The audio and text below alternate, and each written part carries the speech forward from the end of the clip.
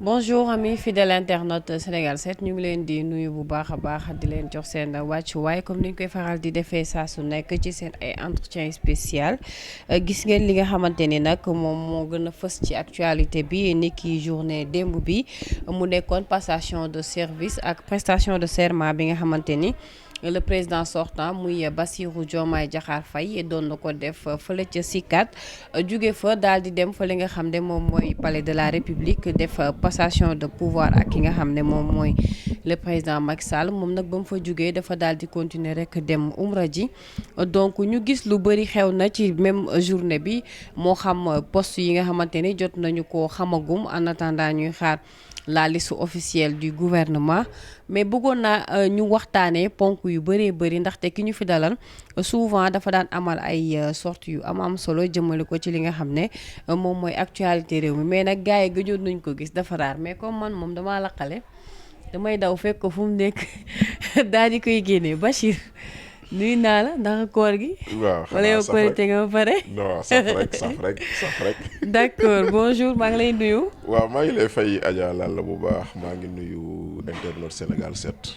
waaw géjoon naa fi parce que dama raaroon. mais xam nga comme yow moom mooy loolu. waaw. gars yi ma koy jiiñ du man de. yow moom mooy loolu. waaw maa ngi nuyu bu baax waa kër gi rawatina kilifa kër gi ñu fi nekk ñëpp am mbégte ñëwaat fii nuñ koy defee saa yuñ ko jot bi mayee waaw dañoo xawoon xat nag nekk si ay liggéey waaye yow moom kenn mënu laa bañal dara. mais Bachir xam nga gars yi nee nañ foofu nga génn wax yow it nag man xam nga man dama am club saaga boo génnee ngay club saaga bi gën a génn. te man mais non léegi affaire yi war day changer. waaw déet changé wul club saaga yi kay tey la gën a taxaw man moom damaa bokk si ñooñu am club saaga xam nga man moom damay yeew di leen nuyu. waaw tey di nuyu sax sama club saaga bi. ndaxte moom tey moom gëw ma ne dinañ la saaga. waaw ndaxte club saaga lu am solo la xam nga man lu ma leen tuddee c'est des bañamulenge. waaw donc voilà di leen ziar di leen ñaanal di leen remercier nag ndaxte la may wax toujours ka toog di la saaga moo au moins il a eu le temps de t'écouter. waaw avant muy saaga donc loolu rek ndax jël temps. jël sa connexion jël sa téléphone di ma déglu loolu moom kenn mënu koo fay. dëgg la donc lu ma benn waay waxoon tamit laay fàttaliku toujours saa yu ma gi déggee yenn saaga yi. benn waa ji mu ne ma jàppal ni bu la benn saaga xamal ni am na fukk yu naw lu ngay def. kon nag benn bu lay saaga boobu jëndee ko fukk yooyu nga xam ne. ñu ngi wax loo xam ne lii ñu ngi rafetlu. lu positif la voilà kon nag noonu lañ koy jëndee. c'est important alors Bachir comme ni ma ko waxee démb am nañ une longue journée. boo xamante ni une journée historique voilà donc tey. journée la boo xamante ni dafay bokk ci taarixu réew mi. bokk ci histoire. dina figurer sur les annales. tout à fait ñu ko fas yéene commencé ci prestation de serment bi. ki nga xam ne moom mooy le président sortant démb waat na. waaw comme ni ko article L37. waxee. noonu la ko defee démb ñu ñëw ci loolu. dëgg la non d'abord il faut dellu si un peu sur moom tabb buñ ko tabb. ndaxte Bassirou Diomaye Faye c'est le président des premières. nu mu nekkee président des premières defe naa ci Afrique moom moo fi président bu gën a néew ay at. ci luñ ko tànn ci koy tabb. 43 ans c'est le plus jeune président. 44 ans 44 ans le plus jeune président élu. am na ñoo xam ne moom moo leen mag mais ñooñu accédé wuñu au pouvoir par la voie des urnes. mooy ñu def ay coup d'état lañ ay Assimi Goïta ay Ibrahim Traoré ci Burkina. Mahamat Déby Itno ñoom ñëpp ils sont arrivés au pouvoir non pas par la voie des urnes mais par des voies détournées. Des voies contournées donc c'est le plus jeune président élu. benn ñaar c'est la première fois au Sénégal qu'on élit un président bu amul parti wala bu nekkul chef de parti. parce que la ñu tàmmoon gis ay chef de parti lañ daan tabb moom c'est le président élu bu nekkul chef de parti. c'est la première fois aussi ñu am Sénégal opposition gagné premier tour. oui c'est vrai. opposition daan na gagné alternance yu ñu am yépp deuxième tour la dem. mais c'est la première fois aussi que pouvoir perdre au premier tour. dafa am lu muy jur lu muy wane. mooy comme conséquence. maanaam. comme le fait que tey pouvoir bi tombé dès le premier tour. am na lu muy joxe comme leçon je veux dire. Oui. On n'était pas dans une élection présidentielle, on était dans un référendum. Parce que loolu la le référendum la woon quoi sénégalais yi dañoo toog ñu ne leen xool leen est-ce que ñi fi nekk bëgg ngeen ñu continuer wala bëgg ngeen ñu jëlee leen fii et la question a été simple. Et dans ce référendum les sénégalais ont dit bëgguñu ñu fi nekkoon nañ fi jóge.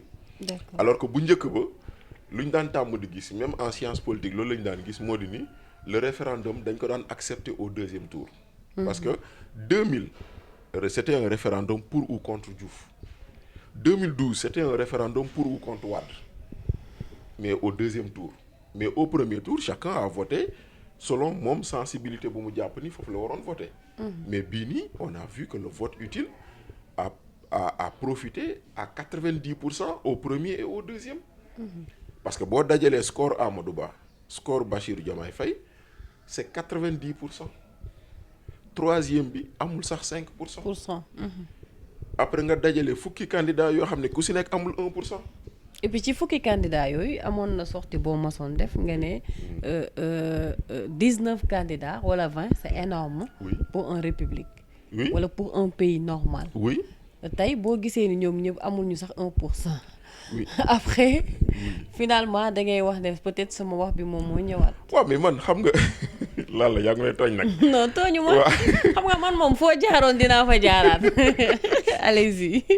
waaw parce que en fait man j'avais toujours dit que voilà suñu système warul permettre ñu am autant de candidats. Et que bon bañ ko doon wax ñenn ñi di wax man dama waxoon ni y avait des entrepreneurs du parrainage. am na ñoo xam ne utuñu parrainage dañoo jënd parrainage. jënd. oui jënd. mais Bachir loolu est-ce que c'est pas trop dire aussi. non je dis am na ñu jënd parrainage déggoo leen fi am na ku ñu fi jàppoon yóbbu ko ñu ne moo jaay fichier xaw ma Mamboy Diaw xaw ma kan ak kan mais am na ñu jënd parrainage. ok. am na ñu jënd parrainage boo xoolee tey jii nii am na ñoo xam ne ils ont plus eu de parrainage que de voix à la présidentielle am na ñu am ay 20 000 voix. te alors que parrainage 44 000 voix lañ la doon laaj pour nga jàll. D'accord. kon tey jii nii loolu c'est quelque chose boo xam ne mooy noonu moo tax nag le système de parrainage il est bon mais war nañ xool naka lañ koy defaraatee nan lañ koy defaraatee par rapport aux prochaines échéances donc si côté boobu noonu loolu la si wane maintenant nag aussi c'est la nature du vote parce que situation bu ñu nekkoon contexte bu ñu nekkoon am na lu bëri lu mu jur loo ci résultat yi Bassirou Diomaye c'est un président élu. et puis Bassirou ñu bëri dañu waxoon ne candidature am du sax jàll. waaw man mi bokkoon naa ci ñu ko waxoon. parce que dama jàppoon ni candidature am warul jàll compte tenu de maintenant après comme je dis xam nga bala am mbir xew ku mu neex am nga ci xalaat. mën nga ne nii laa ko gisee mais quand la décision tombe tout le monde se soumet à la décision. Bassirou Diomaye bokk nañ ci ñu jàppoon ni candidature warul jàll candidature am jàll na bokk tey jii ni dem na campagne. Et il fait partie de ceux qui ont quitté un paix pour aller vers un autre paix. Il a quitté la prison pour le palais. 10 jours avant les élections, il était encore prisonnier. Et puis même période bi ñu koy jàpp daaw. ci période Ramadan. Même période da ko fekk mu demaat palais. exactement xam nga kon mooy lu ñuy wax rek moo tax quelque part benn waaye mu ne ma non sa waay yéen seen analyse yi xam la ma ne ko déet gis nga ñun dañuy wax suñu xalaat dañuy wax suñu gis-gis. ça ne veut pas dire que forcément noonu lay demee. benn am na loo xam ne xamoon nañ ko mais sondage bu gën a wóor mooy ndogalu yàlla. effectivement. sondage bu gën a wóor mooy ndogalu yàlla. élection bi ci kaw bu ci suuf ndogal yàlla te boo seetloo démb ba muy def prestation de serment président conseil constitutionnel mu ngi ko koy fàttali mu ngi ko naan boo demee ba ivresse du pouvoir jàpp la ba tentation jàpp la ba coow yi commencé am bul fàtte ni lépp lu la dal ndogalu yàlla la. kon président conseil constitutionnel boobu xam na effectivement lu yàlla dugal loxoom nit mënu ci dara. maintenant yàlla moo ne woon président de la république Bassirou Diomaye Faye lay tudd. après Macky Sall. te bizarrement nag xam nga comme da nga yem ci am diir lu ma wax lu ne da nga si jaar novembre 2022. non en fait waxuma ko de. waaw waaw bee koy wax. waaw novembre 2022. dama def post si lii ci Bassirou Diomaye Faye président de la République. ok amul saaga bu ma ci déggut. yow mi man mii. d'accord xoolal dama leen bindal ne leen moytu leen ñu am le scénario à la gambienne. dama ko bind sama page Facebook boo bëggee après mën naa la ko yónnee. d'accord moytu leen ñu am scénario à la gambienne ma jël photo Ousmane Sonko photo Bassirou Diomaye Faye teg ko ne Yaya Jammeh il était tellement concentré à éliminer ses adversaires comme Ousseynou Darbo que keneen a jóge fuñ ko kenn foogeewul Adama Barrow ñëw jël nguur gi te loolu mën na am Sénégal fii ba ma koy wax fekk jamono boobu ñoom waa Pastef gisuñu woon lu dul Ousmane Sonko dégguñu woon lu dul Ousmane Sonko dangaa bon da nga ñoo bëgg a créer problème loolu du fi mës a am on a qu'un candidat à le plan A ba plan Z. mais est-ce que aussi loolu moo seen stratégie boobu moom moo tax tey peut-être candidature Diomaye jàll. mais bien sûr mais voilà. bien sûr mais maintenant jamono ba ma koy wax man bëgguñu ko woon dégg. ok bëgguñu ko woon dégg man je fais partie des premiers à avoir dit Pastef dafa war a comprendre ni amul lu ko dese lu dul avoir un candidat de substitution à Ousmane Sonko. ok ba ma koy wax fekk yow nekkoo woon ci chaîne bi. yow déggoon nga dégg am na loo ci dégg. kon nag tey jii nii du doon ay gisaane kat. mën nañoo projeter mbir mu am comme mën nañoo projeter mbir. bañ a am mu bañ a am. d'accord parce que il faut pas oublier que ñun bu ñuy wax dañuy teg suñu ay grille d'analyse suñu ay xalaat teg ko. à part de ti projet wu ne yaakaar nañ ni lii ak lii ak lii bu amee lii lay jur wala lii ak lii ak lii bu amee fii la mbir mi di jaare donc loolu rek la woon mais 2022 novembre ba ma koy wax ñu bëri gëmuñu ko woon. d'accord mu ngi noonu tey jii nii c'est un président élu démocratiquement élu. maintenant nag ñun sunum réew aussi dafa am beneen jàngat bu ñu ci war a def benn lan la yàgg naa wax ni Sénégal kenn mënul sàcc élection. ba ma ko dalee wax nit ñi di weddi bu nguur gi mënoon sàcc élection opposition du am 80 députés assemblée nationale bu nguur gi mënoon sàcc élection Amadou Ba du ñàkk. mais est-ce que sàcc bi du auparavant peut-être moo taxoon ñuy wax mais ba ñuy wax auparavant et après te terewul lu mu ngi nii xanaa fichier bi daa changé. non je parle pas de alternance bi je veux dire à l'époque la Sénégal. Sénégal depuis le code Kéba Mbaye de 1993 92. Sénégal kenn mënu fi sàcc élection. d'accord parce que code Kéba Mbaye moo ñu indil un dispositif électoral boo xam ne lu la neex waxal c'est un dispositif qui fonctionne ndaxte xoolal avant code Kéba Mbaye dañ doon voter sans isoloir. avant code Kéba Mbaye da nga booy jël bulletin yi di ko dugal ñëpp lay gis. avant code Kéba Mbaye am na lu bëri lu amul woon. mais depuis le code Kéba Mbaye on est dans les standards démocratiques yoo xam ne ñun nous sommes partie des rares pays où on vote le jour librement. non on vote le jour les bureaux sont fermés à 20h à 22h maximum. on a les résultats. et que le matin ñëppay xëy liggéey. ma ne te le matin ñëpp xëy liggéey. maintenant tey jii nii ña doon naan fichier bi baaxul xanaa ndeg tey dinañ noppi. ña doon naan DGE administration nguur gi la fi nekkal xanaa tey dinañ noppi. mais nag DGE y a beaucoup d'irrégularités qui s'est passé là-bas. là y a des choses xam nga tout système n'est pas parfait. on n'a jamais dit que le système est parfait. loolu moom dinaa fa d'accord ak yow. voilà tout système n'est pas parfait. man par exemple quand le candidat Ousmane Sonko mandataire am dem na DGE pour jëli fiche ñu ne ko duñ ko jox dama ne la DGE n'a pas le droit de faire ça. mais on ne va pas s'arrêter sur ce fait pour dire que le système n'est pas bon. xam nga donc. ba mu demee CDC ñu war ko jox caution ñu jëlal ko caution am dañ ko dama ne c'est pas normal. mais maintenant loolu c'est des failles il faut corriger. mais globalement le processus et le système sont bons. kon nag tey jii nii ñu doon wax naan il nous faut une autorité indépendante CENI buy organiser élection yi est-ce que jar na ko parce que Sénégal quand même la DGE là ñi fi nekk ñoo organiser les 3 alternances. yaa ngi loolay beneen bi xam nga mooy lu ñu doon wax gis nga fii kenn du sàcc xobu kenn bisu élection bi da ngaa xëy dem voté ji ma xëy dem voté ji. bu ñu bokkoon rang bu sutuma la sutoo ma. nous sommes tous égaux le jour du vote. donc tey jii nii lu wane nañ loolu. kon nag tey jii ni bokk na ci jàngat yu ñu war a am moo di ni beneen bi tamit beneen jàngat on a toujours dit oui le ministre de l'intérieur ne doit pas être du parti au pouvoir ña ko doon wax démb tey ñoo nekk opposition j'espère qu'ils nommeront pas un ministre de l'intérieur qui est du parti au pouvoir. Pourquoi? Mais bu amoon. Pourquoi? mais xam nga ñoo ko doon ŋàññi démb. waaw mais xam nga xaaral foofu bëgguma nga dugg foofu parce que dinaa ñëw ci non je suis en train de faire une analyse des résultats. d'accord. Le ministre de l'intérieur quelle que soit son appartenance il n'a pas de prise sur l'élection. loolu laa bëgg a wax. kon ña doon wax démb naan ministre de l'intérieur warul bokk ci parti au pouvoir amul njëriñ parce que processus bi ministre de l'intérieur amu ci dogal. Et un ministre de l'Intérieur, c'est pas un ministre organisateur des élections. C'est un ministre qui s'occupe de notre sécurité publique. Renseignement yi président de la République du jot ministre de l'Intérieur moo koy yóbbul.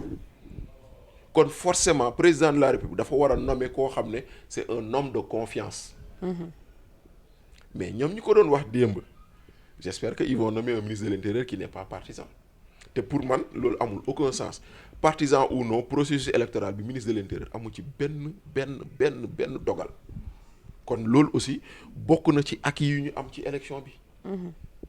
kon nag loolu muy benn on ne peut pas voler des élections l'appartenance du ministre de l'intérieur à un clan ou à un autre n'a aucun effet sur l'élection beneen bi on a une administration judiciaire qui fonctionne ndaxte quand même lan la organiser une élection en 10 jours c'est une prouesse de. C'est une prouesse. Il n'est pas donné à n'importe qui de le faire. kon nag yooyu acquis yooyu noonu et acquis yu ñu war a préserver la après nag lu nekk ci biir loo xam ne war nañ ko jooyanti ñu jooyanti ko. lu nekk ci biir loo xam ne war nañ ko changer ñu changer ko. d'accord alors Bachir duñu point boobu dañ koy tëj très rapidement. ñu gis yeneen ñaari nomination yoo xam ne depuis démb gis nañ ko. muy Ousmane Sonko moom la ñu fal premier ministre. Mary Teuw Niane moom moo yore poste ministre délégué cabinet ministre directeur cabinet voilà. donc moom aussi gis nañu nomination am xaw na jur polémique. mu mel ni sénégalais yi comprendre ñu ne système de personne mais c'est des mentalités. xam nga système de personne c'est des mentalités. ou bien la compétence en fait. bon xam nga man moom je souris xam nga lu tax je souris la man j'ai toujours dit que le système l'antisystème c'est de l'arnaque. C'est de l'arnaque. Ok, pourquoi? Parce que kanaan lii man anti-système là. moom c'est un pilier du système. Il a été formé à l'école où on forme les meilleurs du système. loolu mooy benn. kon ñii ñu bëggoon ñu jaay anti-système ñoom ci système bi lañ bokk. seeni privilège système bi moo leen ko jox te ñoom bañuñu gedduñu seeni privilège. gedduñu seeni privilège jëñ ko jël parce que organisation bi moo ni demee. loolu mooy benn. ñaareel bi moi j'ai toujours dit attention de penser que kii nekk pouvoir ils sont mauvais. ñii nekk opposition ils sont bons. Ça, attention de penser que ku jóge ci pouvoir bi ka nga doon saaga démb parce que ñëw na opposition il est bon. que nekkoon ci opposition dem na ci pouvoir bi c'est un traître. Il est mauvais. man j'ai toujours refusé ça. mais comme ñoom loolu moo nekkoon seen modèle de pensée et d'action. moo tax bu ñu jëlee ay nomination teg ko mu jur coow. parce que ñoom ñoo ñu dugal ci loolu. ñoom ñan. ñu waa Pastef waa ñu yor nguur gi tey ñoo fi doon xëy di naan nii président Bassirou Diomaye te taxu fi ne Mary Teuw Niane c'est un naafeq. waaw mais loolu débat d'idée la. ah waaw débat d'idée ba si saaga naafeq. mooy la non c'est-à-dire Bachir foofu nag. dañ fay taxaw nag parce que bu dee ci cadre saaga dong lañ ko teg. ci discussion. ñoom muy Pastef. ñoom aussi subir nañ fi loo xam ne kenn subir. weddiwu ma ko. am déet weddiwu ma ko. donc buñ ko tegee foofu man dama jàpp ni loolu débat d'idée la. débat d'idée mooy nit ki bind na ci yow. nga bind ci moom nga koy tontu ko ci lu mu la wax. waaw mais nga ne nit ki naafeq la c'est pas débat d'idée tu es dans les débats de personnes. waaw ñoom ñi ñu traité salafiste nag. Ouais, mais c'est un débat de personne. Non, c'est un débat de personne. Je ne dis pas que c'est. D'accord, voilà, allez-y. je dis kii nga xam ne yaa ko traité de naafeq moom nga tànn tey def ko directeur de cabinet. am na wala amul. kon nag su la neexee tey nga bëgg ne débat d'idées la mais ñoom démb ba ñuy wax waxuñu woon débat d'idées. d'accord loolu surprise la dama la koy nangu. non du d'accord surprise la c'est des constats.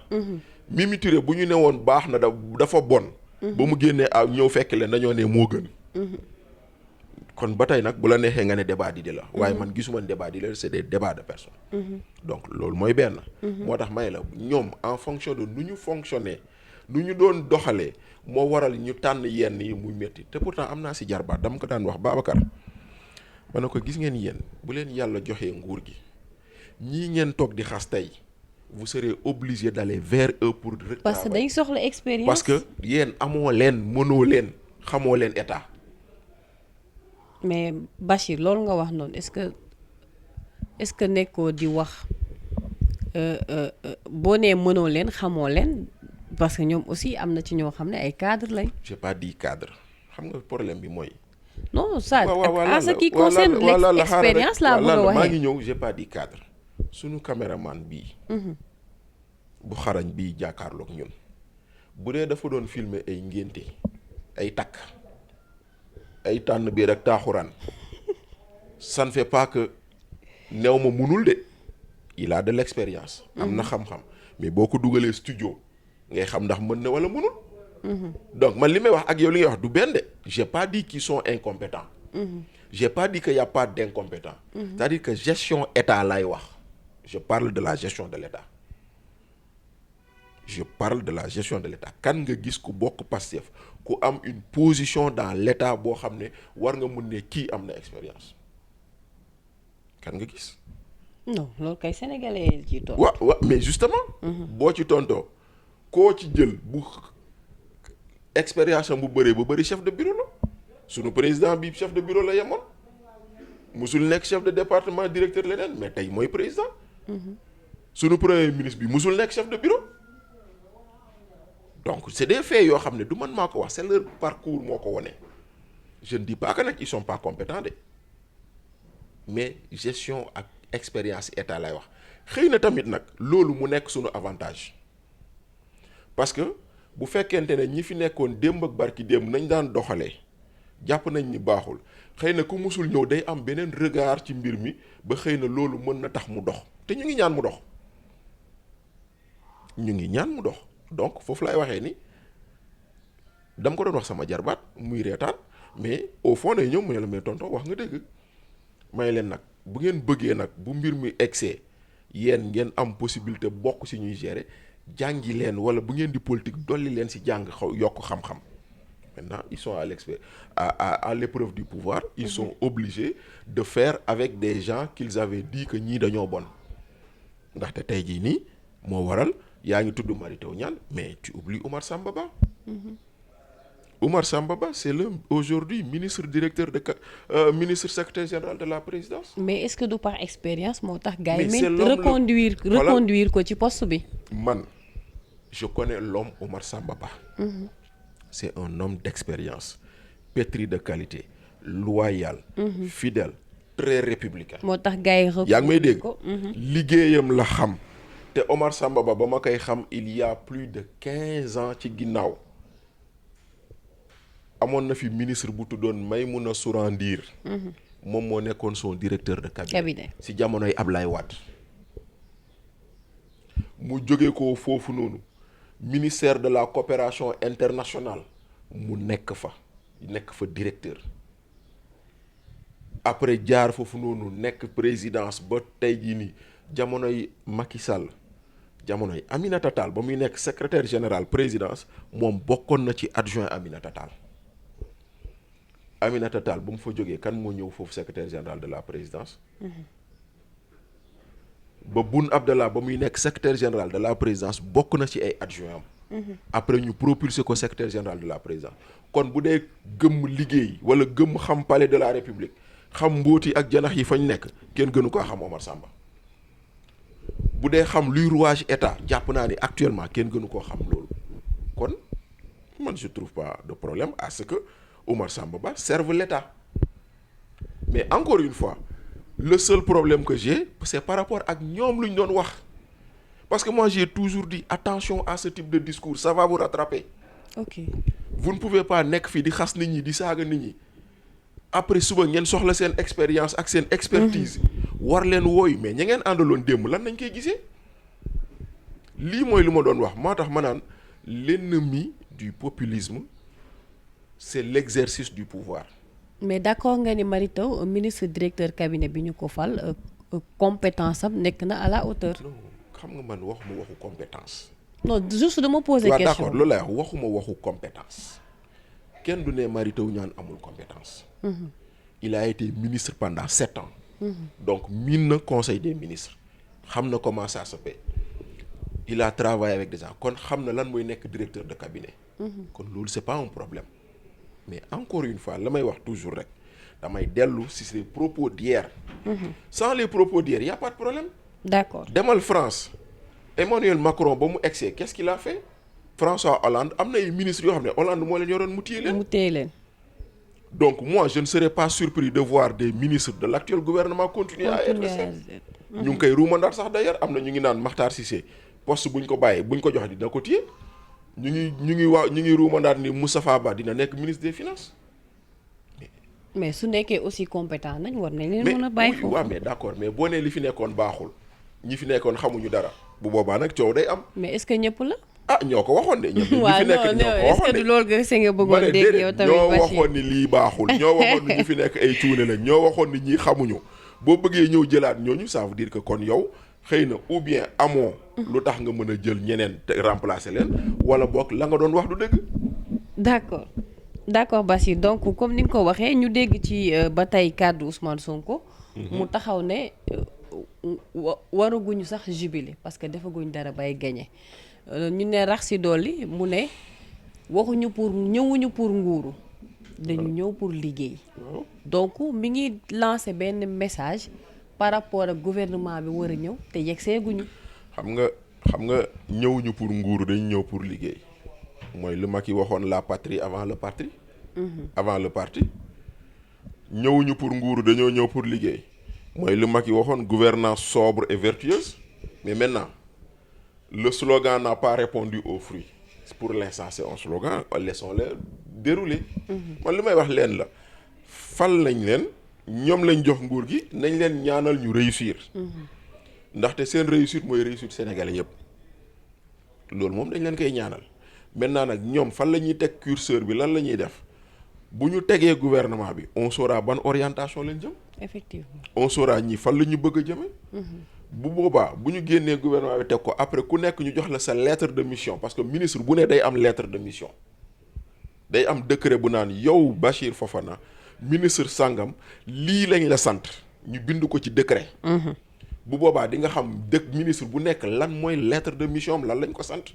sur la base de ça on saura ñii fu ñu jëm on saura ñii fan lan lañ bëgg on saura naka lañ koy defee on saura yan moyen la laaj on saura yan résultat moo ci génn.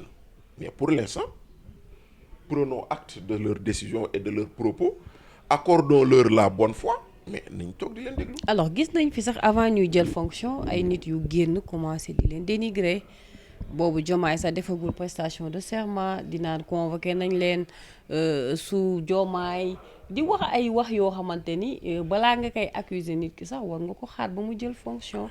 Et puis balaa ngay opposé wu aussi nga xaar xool nit ki lu mu lay tegal. non xam nga ça dépend ça c'est quand on est dans le cadre normal mais encore une fois moi je dis toujours et je reviens toujours aux discussions avec mon neveu parce que sama jarbaat la sama doomu sœur la ñoo nekkoon bon il fait partie de ceux qui avaient été arrêtés il a presque fait 1 an en prison.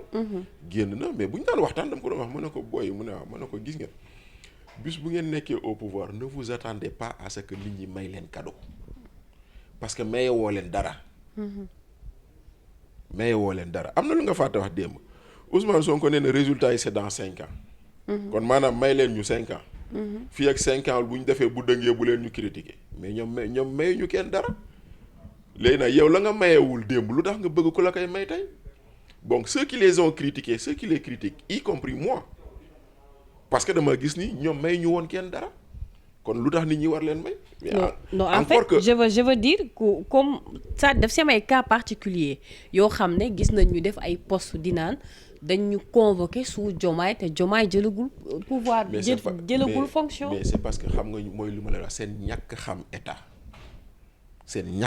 état gis nga bu doon États-Unis on vote en novembre le 4 novembre mooy jour élection États-Unis le soir on connaît le résultat le président ne prête serment qu'en janvier donc novembre ak décembre xam nga lan mooy xew ñii war a ñëw jël nguur gi ak ñi nekk ci nguur gi dañuy tàmm di collaborer di liggéey ku si nekk ku xam kan moo la war a wuutu kooku xam naka lan la fiy fekk ak loolu mu mettre la au parfum. mais jeex na un président élu même s'il n'est pas encore installé il est président war na mun woo ay nitam ne leen kaay leen ñu xool ñu waxtaan war nañ ko mun jox ay dossier war na am ay bulletins de renseignement loolu lan moo ci nekk mais loolu luñ siy critiquer. ah waaw wax ni dañ la convoqué nag. mais c'est-à-dire que non le président a le droit de convoquer qui il veut. non je veux dire ci convocation boobu ñëpp xam nañ ne dossier la boo xamante ni avant sax Diomaye di falu la. waaw mais en tout état de cause quelles que soient les raisons le président a le droit. de dire lan la kaay wuy si ma nga ñëw nga toog mu laaj la sa xalaat wala mu déglu la mu jëpp lu muy jàpp. D'accord. Moi je ne trouve pas, c'est-à-dire que ceux qui ont critiqué cet acte-là, je trouve que c'est inapproprié. D'accord. Ceux qui ont critiqué aussi, disons, sa première sortie, je trouve que c'est inapproprié parce que aucune première sortie n'est parfaite. Là yow ba ngay njëkk a téye micro di wax da nga doon pat-pati man ba may njëkk a téye micro dama doon pat-pati mais c'est normal. Et puis gis nga démb bi mu ñëwaatee on a vu un autre président Bassirou Diomaye Faye. On a vu un autre président, on a vu un autre Diomaye qui parle. Donc accordons-leur la bonne foi benn. Accordons-leur la possibilité de se tromper. Parce que nag ay nit lañ. Accordons-leur la possibilité de se rectifier. Loolu amul problème mais le problème que moi j'ai encore une fois c'est toujours lañ doon wax démb moo leen di rattraper tey. D'accord te loolu noonu di nga ko gis ci lu bëri. D'accord Bachir fi ma bëgg ñu jeexalee fa mooy ci discours bi maanaam démb discours wu Diomaye bi loolu yëpp jàllee wax na. rendre na hommage martyrs yi. waaw wax na aussi bëgg-bëggam. ci fi ñu jëm. maanaam discours bi ñu bëri jàpp nañ ne wax na li mu waroon wax. yow da ngay partager avis boobu. waaw parce que vraiment man je salue le discours parce que d'abord lu may njëkk a saluer mooy la présence de presque tous les chefs d'État africains. ouest africain d'abord. Parce que moom la Senghor doon wax la théorie des cercles concentriques. On doit aller vers l'unité africaine à travers nos grands ensembles mooy maanaam ñun Afrique de l'Ouest ñu def bloc fekki waa Afrique de l'Est fekki waa Afrique centrale et ainsi de suite jusqu'à avoir l'unité que nous voulons. Donc loolu laa gis presque tous les présidents yu ñu wër ñëw nañ wala yónnee nañ te discours bi am na lu mu jëmale suñu viennent suñuy voisins dinañ gën a def lu gën a rataxal suñu diggante. les relations multinationales. waaw ndaxte bu leen fàtte ni ñun par exemple Mali lu mu doon pays de dictateur parce que la fa nekk dictature la lu mu doon pays de dictateur c'est le premier partenaire économique du Sénégal. Donc l'argent n'a pas d'odeur dafay am foo xam ne business bu fa toll da ngay def li nga war a def tu comprends. Donc loolu noonu da ngay war a am ay relations yu ratax ak ñooñu. nga war ko am ak waa Guinée-Bissau waa Gambie et cetera. Si tu veux régler le problème Casamance tu es obligé d'avoir de bons rapports avec les voisins immédiats. Et ainsi de suite. Donc muy beneen bi wax na ni du tàyyi di sonn ci lépp loo xam ne day indi unité africaine. loolu mooy beneen bi. Troisièmement bi nag nee na yeneen partenaires yu des ñu continueront à collaborer à avoir des rapports ak ñun.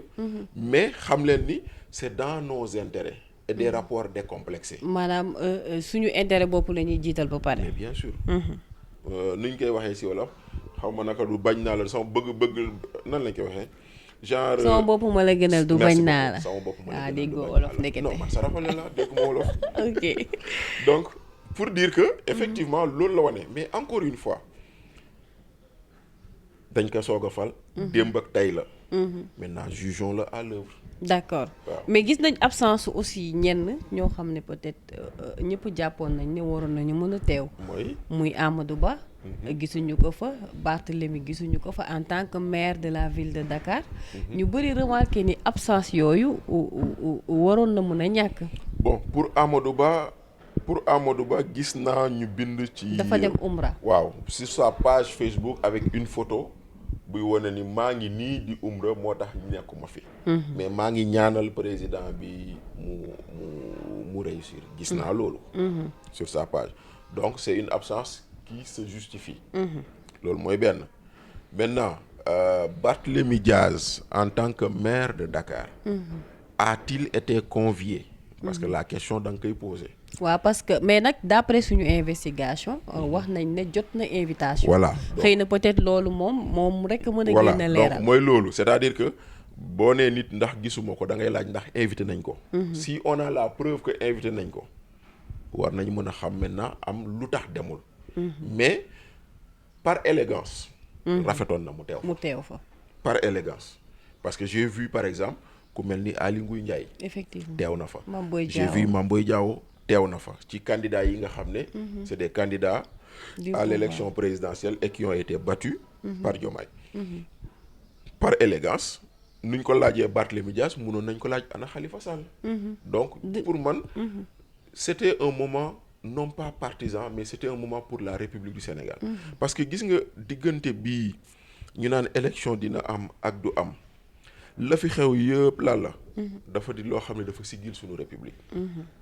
parce que xoolal nous sommes l'un des rares pays et je le dis et je le répète nous sommes l'un des rares pays où un président de la République day am bëgg-bëgg un juge ne ko du fi dal. et c'est grave. non c'est pas grave c'est normal. c'est normal. mais oui xam nga lu tax c'est le fonctionnement régulier et normal des institutions. mais président warul wax juge lu muy def. déedéet waxul juge lu muy def am bëgg-bëgg laa wax. ah d'accord am bëgg-bëgg. xoolal par exemple quand l'État bi fi nekkoon a voulu empêcher la candidature de Ousmane Sonko. ba mu demee juge moo ko ne déedéet parce que loolay démocratie. ñu indi ko àtte ko cour suprême. yóbbuwaat ko tribunal Dakar. beneen juge ne waat déedéet. tey jii Macky ba mu jëlee décret mu ne toxal naa élection yi daa dem conseil constitutionnel ne ko déedéet. dafa rejeté dossier bi. Assemblée nationale nii loi bi voté nañ loi pour ñu toxal élection yi conseil constitutionnel ne ko déedéet. Macky Sall woote dialogue jàpp seen bés tak ñu ne nii lañ ko bëgg a defee élection le 3 juin la dellu conseil constitutionnel ne ko hey élection yi da nga koy def balaa le 2. kon nag li fi xew noonu. dafa siggil sunum réew. parce que nañ ko waxte dee am na réew yoo xam ne rawatina Afrique fii juge ñemewul taxaw jàkkaarloog président ne ko doo def ma loo bëgg. kon nag nañu am te naw te fonk lu ñu yor nañ ko fonk. bokkuma si ñuy wax naan réew mi dictature la ak yooyu gis nga maa ngi toog barki dem ci benn plateau. sama ku ma toogaloon mu ne waaw réew mi buñ ko bëggee defar il faut mu am ordre ak discipline il faut yëf yi ñu teg ko ci yoon ma ne ko sawaay pourtant de démb ak barki démb ba état bi bëggee ordre ak discipline da ngeen ne dictature la te loolu mooy dëgg kenn mënul defar dëkk bi te nit ñi yaruwuñu kenn mënul defar dëkk bi te nit ñi ordonné wuñu du fu waay neex taxaw du fu waay neex lal du fu waay neex parce que dëkk lu koy defar mooy ordre discipline. foofu la développement di commencer fekk passerelle nga ñëw lal fa di jaay bu ñu waxee nga ne damay daan sama doole. effectivement. fekk trottoir bi nga ñëw teg fa sa table. nit ñi wàcc ci tali bi. occupation illégale de la voie publique oto yi di moytu nit ñi. mais loolu dafa war a jeex. kon nag képp ku koy def dañ koy encourager féliciter ko jàppale ko si. te ñu ngi ñaan fépp fi nga xam ne fii nguur gi fi jógee tële na fi ñii yàlla nañ fa mëne. la ñene tële woon yàlla nañ ko mëne. yàlla na ko ñii mottali. maintenant nag bu fekkente nag Bachir dafa xëy woote manifestation amul autorisation dañuy rëkk ndigam. kon nag moo tax ma lay wax toujours rek man sama problème c'est pas les actes mais c'est les propos d'hier. bu boobaa bis kuñ fi rëkkee ndigg kenn mais lu ñuy wax c'est la loi. loi ba nga doon ŋàññi démb nga naan baaxul loi boobu tey moo fi ne magistrat ba nga doon saaga démb barki démb moo fi ne gendarmerie ba nga doon xas naan c'est la gendarmerie de Macky Sall tey moo lay surveiller loolu mooy république kon nag république boobu noonu quelles que soient les turpitudes politiques nañ ko maintenir man loolu laa doon wax te loolu laay continuer di wax état dañ koy fonk institution dañ ko war a respecter maintenant nag bu ngeen di politique nag politique leen bu ngeen di dóorante leen bu ngeen di saagante leen mais na yem ci cadre politique ndaxte tey jii nii ñii fi nekk nii ñëpp ñu ma la tuddal ku si nekk mu ngi def liggéeyam président conseil constitutionnel on avait dit que c'est des juges à la solde de Macky Sall ana mu tey gendarmerie ba ñu ne résultats yi commencé naa génn gendarmerie moo dem sécuriser le président garde rapproché président bi c'est des GIGN gendarmerie lañ bokk ak yeneen parce que loolu mooy république les hommes passent les institutions demeurent maintenant institution yooyu noonu nag c'est incarné par des hommes de valeur yoo xam ne dañ leen war a respecter man quand je vois un ministre ou un directeur général maintenu je suis pas surpris parce que mu ngi liggéey bu dee jàpp nañ ni liggéeyam mën na ko def soxla nañ ko maintenir effectivement mais malheureusement quand le discours a été de dire ñii ñëpp baaxuñu loo fa jël dañ naan yaa ñu waxoon ni baaxul te loolu moo leen di topp malheureusement d'accord et c'est important oui. Alors Bachir dama lay jaajëfal bu baax a baax waxtaan bi amatina solo comme ni ñu koy faral di moo tax foog ngay ñëw chaque jour foog ngay ñëw foog parfois buy amee ngay mun di ñëw chaque sa jour xalaat xam naa ni fans club bi ngay sóoraale mais xam naa ni fans club bi instant bi ñoom nee nañ liggéey réew mi ak lu mun di xew nañ liggéey réew mi ñoom noonu lañu wootee xam nga fans club doo ko sóoraale xam nga man lan la dama am benn principe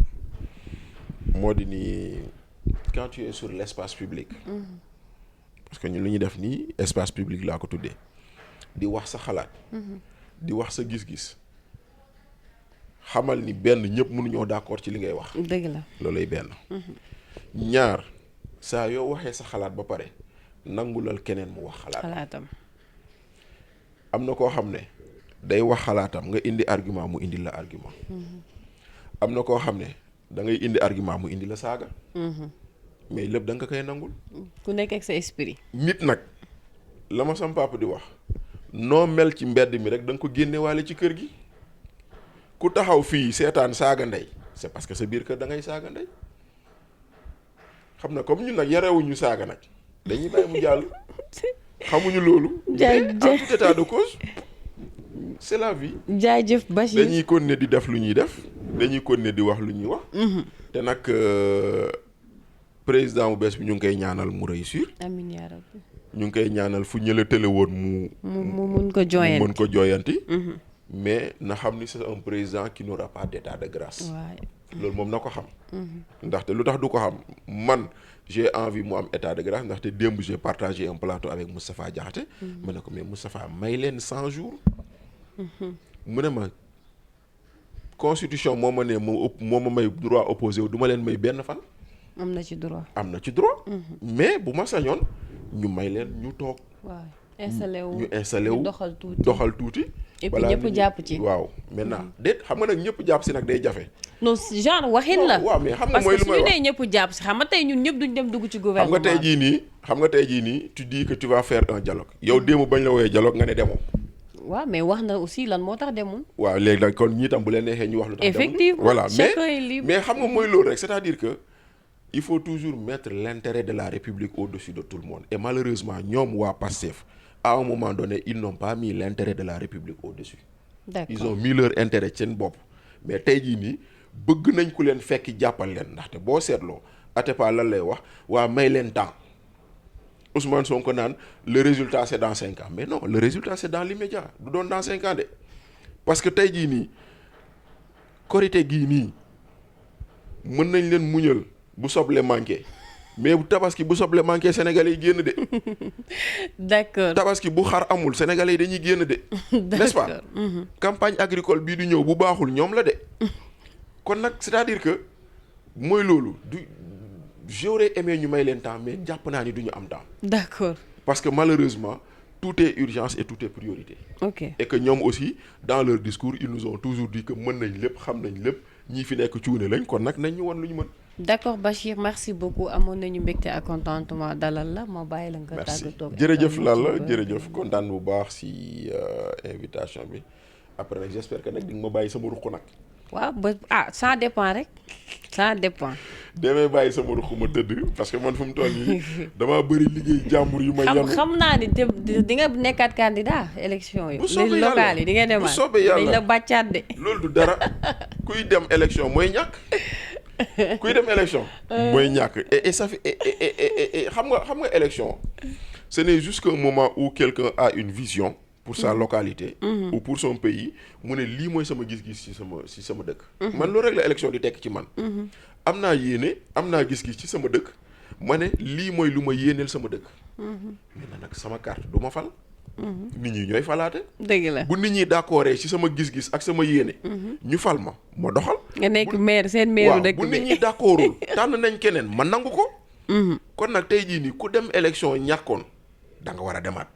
ok te incha allah bu su jotee dinañ demaat waa Vélingara maa ngi leen di wax ni Bachir Fofana d'accord. est déjà candidat pour l'élection locale à venir incha allah yàlla nañ fi yàlla bàyyi ba boobu. jaajëf merci Bachir xam naa ne fi ngay campagne moom war naa ko fi.